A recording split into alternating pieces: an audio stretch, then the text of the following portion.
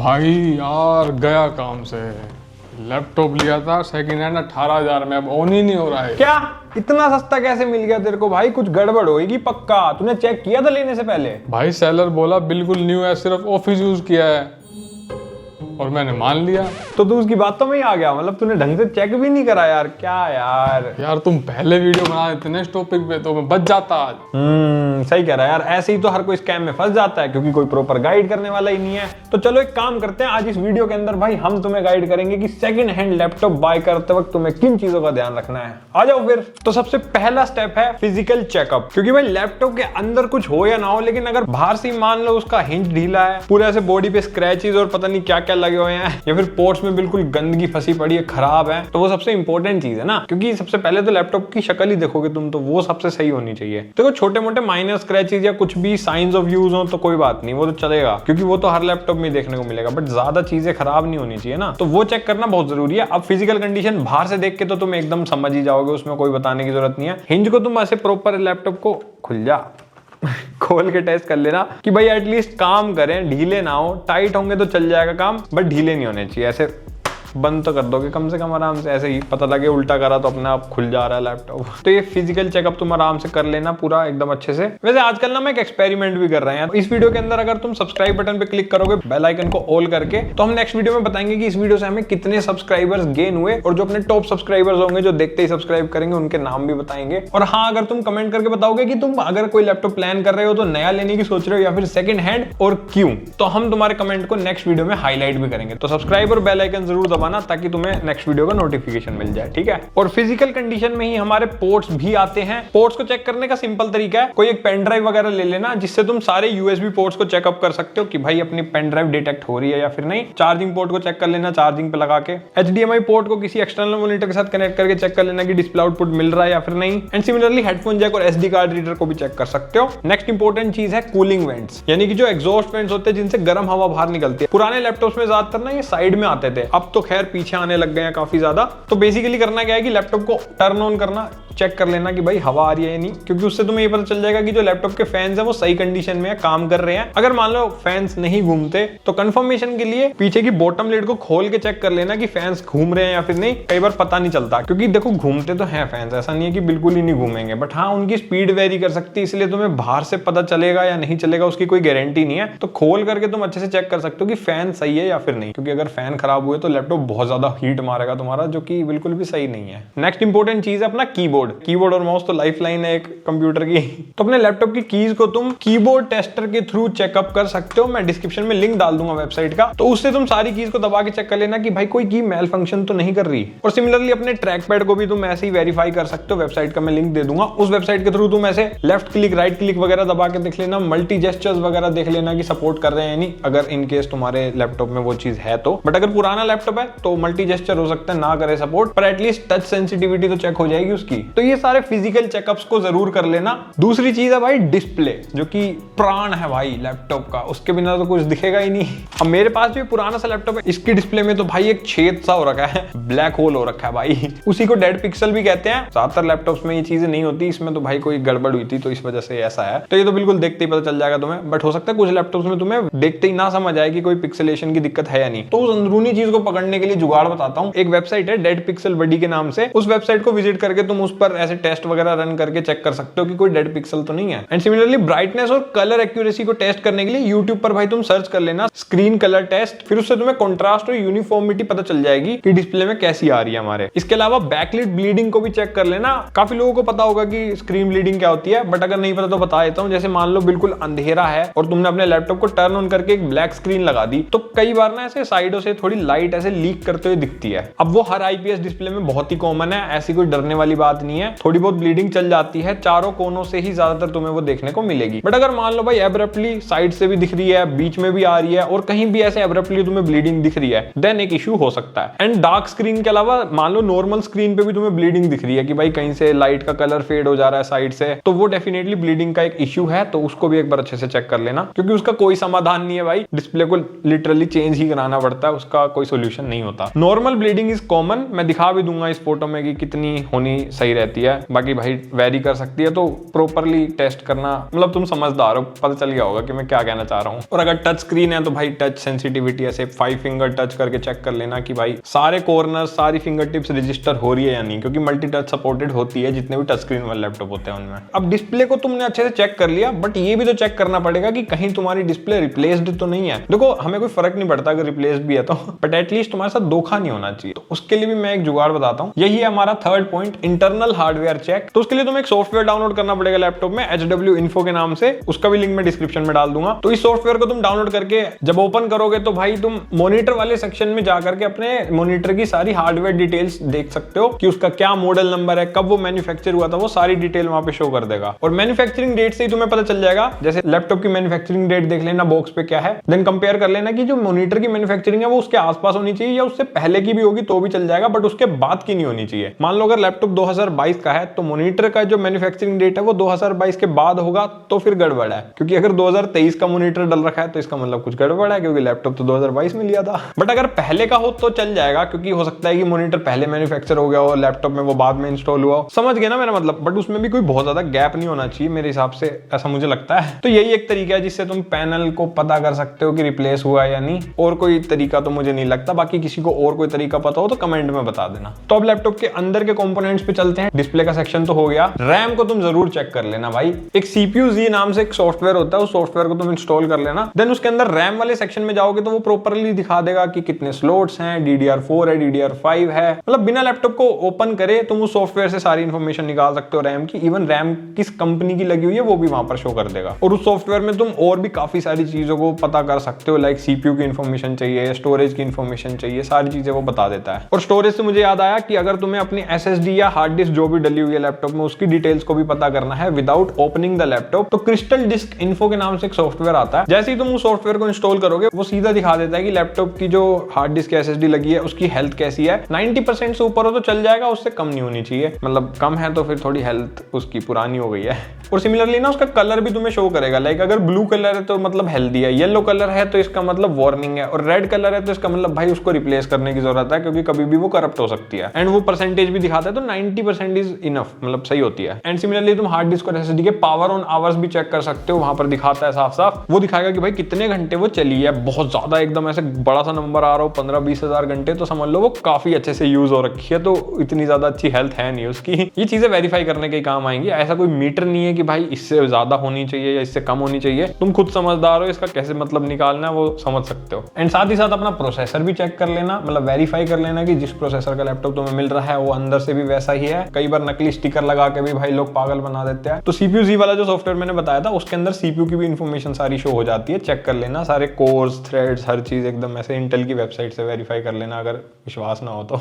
और अगर तुम कोई गेमिंग लैपटॉप ले रहे हो तो GPU के लिए GPU-Z के नाम से एक सॉफ्टवेयर आता है, CPU-Z के जैसा ही है। उसमें तुम GPU की सारी डिटेल्स को वेरीफाई कर सकते हो एकदम अच्छे से। और Nvidia के वेबसाइट पे जाके कंपेयर मार लेना कि सब चीजें सही है या नहीं। नेक्स्ट है अपनी बैटरी हेल्थ। स्मार्टफोन्स में तो बैटरी हेल्थ भाई हम सबने देखी है कि कैसे चेक करनी है। आईफोन में तो साफ साफ दिखा भी देता है, एंड्रॉइड में भी काफी हद तक पता चल जाता है। बट भाई लैपटॉप में काफी लोगों को नहीं पता ये चीज कैसे पता करनी है। उसका एक बढ़िया जुगाड़ बताता हूँ। कमांड प्रॉम्प्ट को जैसे ही ओपन करोगे उसके अंदर तुम्हें एक कमांड लिखनी है। यहाँ पर तुम देख भी सकते हो क्या कमांड है, powercfg/battery report। तो एक HTML फाइल तुम्हारे C ड्राइव या जो भी ड्राइव उसमें सिलेक्टेड होगी वहां पे जाके पेस्ट हो जाएगी। तो उस पाथ को तुम देख लेना कहां पे जाके सेव हुई है, फिर वहां से जाकर के उस फाइल को ओपन करना। ब्राउजर में वो फाइल ओपन हो जाती है एंड वहां पर सारी डिटेल्स तुम्हें शो कर देगा बैटरी की, कि उसकी मैक्सिमम कैपेसिटी कितनी है, अब उसकी कैपेसिटी कितनी बची है, कब कब वो बैटरी चार्ज हुई है, उसकी साइकिल्स कितनी हुई है। भाई वो लिटरली सारी इंफॉर्मेशन वहां पे शो कर देता है। सेकेंड हैंड लैपटॉप्स में भाई साइकिल्स जैसे कम हो जाती हैं, तो अगर साइकिल्स वहां पर शो करता है तुम्हें तो 500 साइकिल से ज्यादा हो रखी है तो समझ लो कि बैकअप ज्यादा अच्छा नहीं मिलने वाला तुम्हें। इवन वो डिजाइन कैपेसिटी वगैरह देख के भी तुम्हें समझ में आ जाएगा कि कितनी बैटरी की हेल्थ बची हुई है। तो इससे ये सारी चीजें पता लग जाएगी। तो ये थे अपने इंटरनल हार्डवेयर चेक। नेक्स्ट आते हैं अपने OS पे, सॉफ्टवेयर एंड ऑपरेटिंग सिस्टम। अब अगर तुम विंडोज लैपटॉप ले रहे हो तो विंडोज लैपटॉप में तो विंडोज एक्टिवेशन का सबसे बड़ी दिक्कत आती है, क्योंकि काफी ज्यादा पुराने लैपटॉप्स में ना पायरेटेड विंडोज डली होती है, एक्टिवेशन का पंगा आ जाता है। और वो दिखाता भी रहता है कि भाई एक्टिवेट करो एक्टिवेट करो। तो उसको चेक कैसे करना है कि एक्टिवेट हुई है या फिर नहीं, या फिर विंडोज जेन्युइन है या फिर नहीं, ये कैसे पता चलेगा। तो उसके लिए तुम्हें सेटिंग्स में जाना है, देन सिस्टम में, देन एक्टिवेशन पे क्लिक करना और वहां पर तुम्हें दिखा देगा कि विंडोज अपनी एक्टिवेट हुई है विद डिजिटल लाइसेंस या फिर नहीं। अगर लिखा हो Windows activated with digital licence तो इसका मतलब एक्टिवेटेड है, वरना वो वहीं पे शो कर देगा कि नहीं है एक्टिवेटेड। इसके अलावा माइक्रोसॉफ्ट अकाउंट से भी जब तुम साइन इन करके रखोगे तो माइक्रोसॉफ्ट की वेबसाइट पे भी जाकर के तुम इस चीज को चेक कर सकते हो कि विंडोज अपनी ओरिजिनल है या फिर नहीं, वो डिटेक्ट कर लेता है automatically. And similarly operating system का वर्जन भी चेक कर लेना कि विंडोज 10 है या फिर 11, वो तो खैर देख के पता चल जाता है आजकल सबको कि 11 कैसी है और 10 कैसी है। बट अपडेट्स को चेक कर लेना, क्योंकि हो सकता है कुछ पुराने लैपटॉप्स में 11 का अपडेट ही सपोर्ट ना हो, बट जो 10 भी डल रखी है वो एटलीस्ट सारे अपडेट्स के साथ इंस्टॉल्ड हो। तो अपडेट्स वाले सेक्शन में जाके सेटिंग्स में वो चीज भी वेरीफाई कर लेना। देन आता है भाई मालवेयर का चेक, भाई कोई वायरस वगैरह तो नहीं है। तो विंडोज डिफेंडर में जाकर के तुम फुल स्कैन रन कर सकते हो, रियल टाइम स्कैनिंग ऑन करके, वो कोई मालवेयर वगैरह होगा तो डिटेक्ट कर लेगा। हालांकि वो इतना ज्यादा तगड़ा तो नहीं है कि भाई सारे वायरस पकड़ ले, बट काफी हद तक तुम्हें बचा देगा। नहीं तो अगर किसी के पास एंटीवायरस हो तो वो अपना एंटीवायरस डाल के उसमें चेक करके सारी चीजें पकड़ के चेक कर लेना। भाई वायरस को पकड़ने का और कोई तरीका तो है नहीं। नेक्स्ट इंपॉर्टेंट पॉइंट है अपना ऑडियो, कैमरा एंड कनेक्टिविटी को चेक करना। स्पीकर टेस्ट करने के लिए यूट्यूब खोलना, भाई कोई गाना बजाना और चेक कर लेना सुन के कि कैसी आवाज आ रही है, कोई डिस्टोर्शन या कोई ऐसे फटने वाली क्रैकलिंग आवाज तो नहीं आ रही, उससे स्पीकर का आइडिया लग जाएगा। अब वो देख लेना तुम्हारे लिए कितना मैटर करता है, तरीका तो यही है। देन माइक का भी आउटपुट जरूर चेक कर लेना, बहुत लोग अवॉइड कर देते हैं। मैं तुम्हें एक प्रो टिप देता हूं, वेबकैम ओपन करना लैपटॉप का और कुछ भी अनसेंट बोल वाल के चेक कर लेना, उसमें माइक की क्वालिटी भी समझ में आ जाएगी और कैमरा क्वालिटी भी पता चल जाएगी कि कितना है, कैसा है, काम कर रहा है या फिर नहीं। वाईफाई और ब्लूटूथ को भी जरूर चेक कर लेना भाई, और भी जितने अंदर अपने डिवाइसेस लग रखे होते हैं उन सबको चेक करना जरूरी है। तो उसके लिए एक बढ़िया तरीका बताता हूँ, डिवाइस मैनेजर को सर्च करके ओपन कर लेना। वहां पर ना तुम्हें सारे ऐसे डिवाइसेस शो हो जाएंगे जो भी अपने लैपटॉप के अंदर लगे हुए हैं, और कहीं पर अगर तुम्हें येलो साइन आए तो समझ लो कि वो ड्राइवर अपडेट मांग रहा है या फिर उसमें कुछ गड़बड़ चल रही है। बट अगर कोई येलो साइन या कुछ ना आए, बिल्कुल एकदम क्लीन लिस्ट आए, तो समझ सकते हो कि काफी हद तक ड्राइवर्स अपडेटेड हैं। और अगर कोई ड्राइवर अपडेटेड ना हो तो उसको चेक करने का तरीका है कि भाई तुम उस किसी भी डिवाइस पे जाके, जैसे कि मान लो ब्लूटूथ है तो उस पे जाके राइट क्लिक करना, चेक फॉर प्रॉपर्टीज में आना, ड्राइवर्स पे जाना एंड उसमें चेक ऑटोमेटिकली पे क्लिक करके ऑटोमेटिक ड्राइवर वो सर्च करके बता देगा कि अप टू डेट है या फिर नहीं। इन केस अगर अप टू डेट हो, फिर भी अगर तुम्हें कोई इशू फेस हो रहा हो, क्योंकि फिजिकली भी तुम्हें चेक करना पड़ेगा, कोई ब्लूटूथ डिवाइस कनेक्ट करके चेक कर लेना कि ब्लूटूथ ढंग से काम कर रहा है, एंड वाईफाई भी तुम ऐसे इंटरनेट से कनेक्ट करके चेक कर लेना कि अच्छे से काम कर रहा है या फिर नहीं, स्पीड टेस्ट वगैरह रन करके देख लेना। पर अगर मान लो कोई ढंग से काम नहीं कर रहा है, कोई ड्राइवर इशू कर रहा है वाईफाई या ब्लूटूथ जो भी है, देन उसका एक ही तरीका है, तुम्हें ब्रांड की वेबसाइट पे जाकर के ही ड्राइवर्स को अपडेट करना पड़ेगा, क्योंकि बहुत बार ऑटोमेटिक ड्राइवर्स वो अपडेट नहीं करते हैं भाई, पता नहीं क्यों। तो अगर HP, Dell, Lenovo, Asus, Acer कोई भी ब्रांड का जो लैपटॉप है उसकी वेबसाइट पे जाके ड्राइवर को अपडेट करके चेक कर लेना कि भाई ढंग से काम कर रहा है या फिर नहीं। अगर फिर भी काम नहीं करता तो समझ लो मॉड्यूल में दिक्कत है, पकड़ में आ जाएगी दिक्कत भाई। तो उसका भाई थर्ड पार्टी जुगाड़ है कि तुम एक्सटर्नल ब्लूटूथ या वाईफाई या फिर कोई भी जो भी डिवाइस की ड्राइवर की दिक्कत है वो लगा लो, नहीं तो फिर मदरबोर्ड में दिक्कत है उसके, इंटरनली फिर तुम्हें उसे ठीक करवाना पड़ेगा। तो ये चीज भी जरूर ध्यान रखना बाय करते वक्त, इंपॉर्टेंट चीज है भाई। मान लो वाईफाई ना चले, नेट ही नहीं चला पाओगे तुम। नेक्स्ट आते हैं बेंचमार्क टेस्ट के ऊपर। अब ये पॉइंट ना ऑप्शनल है, देखो गेमर्स और एडिटर्स के लिए। अगर तुम नॉर्मल ऑफिस पर्पस वाले बंदे हो तो तुम्हारे को इतना फर्क नहीं पड़ेगा, ये जस्ट परफॉर्मेंस को चेक करने के लिए है, पीसी की या लैपटॉप की जो भी चीज तुम खरीद रहे हो। मैं कुछ टेस्ट बता देता हूँ, इन टेस्ट को तुम रन करके ऑनलाइन इनके स्कोर्स कंपेयर कर लेना, इससे तुम्हें आइडिया लग जाएगा कि भाई सही परफॉर्मेंस दे रहा है या फिर नहीं। अब ये पॉइंट मैं इसलिए कह रहा हूँ क्योंकि गेमर्स और एडिटर्स के लिए परफॉर्मेंस बहुत मैटर करती है। अगर मान लो लैपटॉप में सारी चीजें सही हैं बट परफॉर्मेंस ही नहीं आएगी तो फिर दिक्कत है। तो चार्जिंग पे लगा के लैपटॉप को सिनेबेंच R23, Geekbench 6 और ग्राफिक्स के लिए 3D Mark TimesPy, ये 3 बेंचमार्क भी अगर तुम कर लोगे और इनके ऑनलाइन स्कोर कंपेयर कर लोगे CPU या GPU के हिसाब से, तो तुम्हें आइडिया लग जाएगा कि भाई काफी हद तक सही है लैपटॉप। 10-15% का स्कोर ऊपर नीचे हो सकता है, कोई दिक्कत नहीं है, पर 40-50% का डिफरेंस नहीं आना चाहिए। नेक्स्ट पॉइंट है अपना new versus second hand laptop, कौन सा लें भाई। देखो मैं सिंपल सा क्लासिफाई कर देता हूं तुम्हारे लिए बड़े ही आसान भाषा में। अगर तुम एक स्टूडेंट या फिर ऑफिस पर्पस के लिए लैपटॉप लेना चाह रहे हो, लाइक तुम्हें बेसिक वर्क करना है, MS ऑफिस क्लासेस वगैरह लेनी है, ब्राउजिंग वगैरह करनी है, मल्टीटास्किंग करनी है, छोटा मोटा काम करना है बस, देन सेकंड हैंड लैपटॉप की तरफ तुम जा सकते हो। बस हाँ, हार्ड डिस्क की जगह SSD जरूर लगवा लेना, क्योंकि वो बहुत इंपॉर्टेंट चीज है। हार्ड डिस्क में तुम्हारा काम नहीं चलेगा आज की डेट में। और अगर कर सकते हो तो रैम को भी 8GB से 16GB करा लेना, क्योंकि भाई 16GB तो आज के सॉफ्टवेयर के लिए मिनिमम चाहिए, बट 8GB भी है तो काम तो चला ही देगी हल्का फुल्का अगर करना है तो। और ऑफिस पर्पस के लिए स्पेशली बताऊं तो डेल का लैटिट्यूड सीरीज है वो काफी अच्छी है, लेनोवो की थिंकबुक सीरीज काफी ज्यादा अच्छी है, एंड ये काफी ज्यादा पॉपुलर भी है सेकंड हैंड मार्केट में। तो इनके लैपटॉप्स को तुम चेकआउट कर सकते हो। मैं ये नहीं कह रहा कि स्ट्रेट फॉरवर्ड इनकी तरफ जाना है, अगेन सारे लैपटॉप्स के जो टेस्ट हैं वो करने के बाद ही अपना डिसीजन बनाना। बाकी अगर बजट है तो नया ले लो, नहीं है तो सेकंड हैंड तुम लोग ले सकते हो, क्योंकि तुम्हारे यूज केस के हिसाब से मुझे नहीं लगता कोई इशू आएगा। अगली कैटेगरी है भाई हमारी गेमर्स और एडिटर्स की। अब तुम लोगों को यार हैवी सॉफ्टवेयर रन करने होंगे, पक्की बात है, जैसे कि Filmora, Premiere Pro, After Effects या फिर फाइनल कट प्रो अगर मैक लेते हो तो। वैसे मैकबुक की ना मैं एक अलग वीडियो प्लान कर रहे हैं, क्योंकि मैकबुक्स में ये सारी चीजें थोड़ी डिफरेंट तरीके से चेक करनी पड़ेंगी तुम्हें। अगर सेकंड हैंड मैकबुक के ऊपर भी गाइड चाहिए देन हम कोशिश करेंगे लाने की, क्योंकि मैं मैक यूजर हूं ऑलरेडी, तो मुझे वो सारी चीजें पता है कैसे हम पता चला सकते हैं कि लेना है या नहीं। तो ये सारे हैवी टास्क तुम्हें करने हैं। एंड गेमर्स तो भाई ऑब्वियसली गेम खेलेंगे तो जीपीयू इंटेंसिव काम करने होंगे तुम्हें। इन सभी लोगों को मैं कहूंगा कि भाई तुम नया लैपटॉप लेना, सेकंड हैंड लैपटॉप कम से कम प्रेफर करना अनटिल और अनलेस तुम्हारा बजट कंस्ट्रेंट ना हो। अब ऐसा इसलिए कह रहा हूं क्योंकि देखो सेकंड हैंड लैपटॉप काफी ज्यादा वियर टियर हो चुके होते हैं, यूज्ड हो चुके होते हैं, उनमें कूलिंग इतनी ज्यादा अच्छी नहीं मिलती, मतलब थर्मल्स की दिक्कत आती रहती है, ड्राइवर्स के इशू आते रहते हैं अगर पुराना जीपीयू ले रहे हो तो। लॉन्ग टर्म के लिए भाई वो बेनिफिशियल नहीं है, क्योंकि ज्यादा परफॉर्मेंस, ज्यादा लैपटॉप हीट होगा तो कूलिंग बढ़िया होनी चाहिए, उसकी हीट सिंक को तुम्हें चेक करना पड़ेगा कि सही काम कर रही है या नहीं, थर्मल पेस्ट की दिक्कत आ सकती है। तो मतलब थोड़े ऐसे इश्यूज बड़े बड़े हैं लॉन्ग टर्म के हिसाब से, मतलब डेफिनेटली नॉट प्रेफरेबल। एक आधा साल चला के तुम्हें काम निकालना है, देन तुम सेकंड हैंड लैपटॉप चूज कर लो, वो भी अगर तुम्हें अच्छी कंडीशन में मिल जाए, लाइक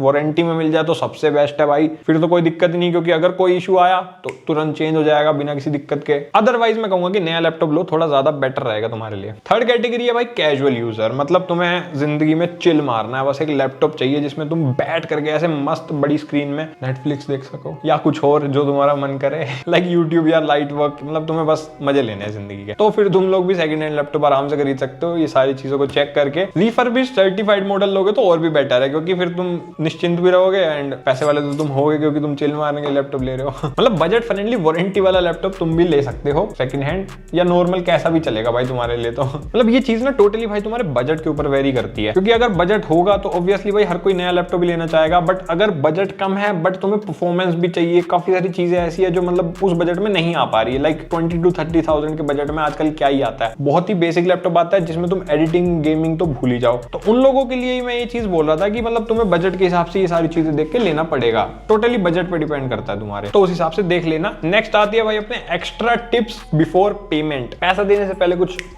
क्विक टिप्स दे देता हूं। सीरियल नंबर चेक कर लेना लैपटॉप का, बॉक्स के साथ मैच होता है या नहीं, क्योंकि बॉक्स पे भी सीरियल नंबर होता है और लैपटॉप के अंदर भी तुम्हें सीरियल नंबर मिल जाएगा, प्रॉपर्टीज में जाके या अंदर कहीं पे भी जाके। और ब्रांड की वेबसाइट पे जाके चेक कर लेना अगर वारंटी वाला लैपटॉप ले रहे हो तो, कि वारंटी है या नहीं। कई ब्रांड्स की वेबसाइट पे जाते ही ना वो ऑटोमेटिकली भी डिटेक्ट कर लेते हैं लैपटॉप, तो कोई दिक्कत नहीं आती। बैटरी को अनप्लग करके टेस्ट कर लेना, मतलब चार्जिंग पे अगर तुमने लगा रखा है तो उसको हटा देना और 10-15 मिनट चेक करना कि कितनी बैटरी ड्रेन हो रही है, उससे भी तुम्हें बैटरी की कंडीशन का आइडिया लग जाएगा। क्योंकि कई लैपटॉप ऐसे होता है तुरंत निकालती बंद हो जाते हैं भाई, मतलब वो बैटरी बिल्कुल खत्म होती है उन लैपटॉप्स की। ओरिजिनल चार्जर और बॉक्स चेक कर लेना, वो तुम्हारे लैपटॉप के सीरियल नंबर से भी तुम्हें वेरीफाई हो जाएगा कि है या नहीं। एंड बिल जरूर ले लेना, क्योंकि काफी बार ऐसा होता है कि चोरी का लैपटॉप मिल जाता है, तो बॉक्स और बिल से वो चीज वेरीफाई हो जाएगी कि भाई लैपटॉप चोरी का तो नहीं है कहीं। और अगर ऑनलाइन परचेज कर रहे हो तो सेलर से जरूर पूछना कि रिटर्न विंडो कब तक है, क्योंकि सेकंड हैंड लैपटॉप में मान लो तुम्हें कोई फॉल्ट दिखा तो तुम उसे एटलीस्ट रिटर्न तो कर पाओ, क्योंकि अमेज़न पे भी काफी रिफर्बिश्ड लैपटॉप्स मिलते हैं, तो थोड़ा सा कॉशियस रहना उस पॉइंट पे। और हाँ, लेने से पहले फैक्ट्री रीसेट जरूर कर लेना लैपटॉप को, ताकि कोई वायरस या कोई भी भाई करप्टेड फाइल या कुछ भी हो तो वो उड़ जाए बिना किसी दिक्कत के। तो यार अगर तुम कोई भी लैपटॉप लेने की सोच रहे हो ना सेकंड हैंड स्पेशली, तो इस पूरी वीडियो की जितनी भी चेकलिस्ट मैंने बताई है इन सबको याद रखना, नहीं तो नोट डाउन कर लेना, क्योंकि भाई एक छोटी सी भी गलती ना तुम्हारे अच्छे खासे पैसों का नुकसान कर सकती है और लैपटॉप लेने के तुम्हारे सपने को भी तोड़ सकता है, जो कि हम तो नहीं चाहेंगे, क्योंकि भाई हम तुम्हारे पक्के वाले भाई हैं एकदम, है ना, तुम्हारी हमेशा बात सुनते हैं, वीडियोस लाते हैं तुम्हारे लिए मस्त मस्त। तो इसी बात पे भाई शेयर जरूर करना इस वीडियो को अपने दोस्तों के साथ जो भी एक नया लैपटॉप लेने की सोच रहे हैं। और अगर कोई भी चीज तुम्हें वैल्यूएबल लगी हो तो लाइक और सब्सक्राइब जरूर कर देना बेल आइकन के साथ। बाकी कमेंट जरूर करके बताना कि तुम एक नया लैपटॉप लेना प्रेफर करोगे या सेकंड हैंड, क्या तुम्हारा विचार है, ताकि हम नेक्स्ट वीडियो में भाई तुम्हारा कमेंट हाईलाइट कर पाए। ठीक है, सब्सक्राइब और बेल आइकन जरूर दबाना। बाकी हम मिलेंगे किसी अगली वीडियो के अंदर, तब तक के लिए bye bye, tata, see you.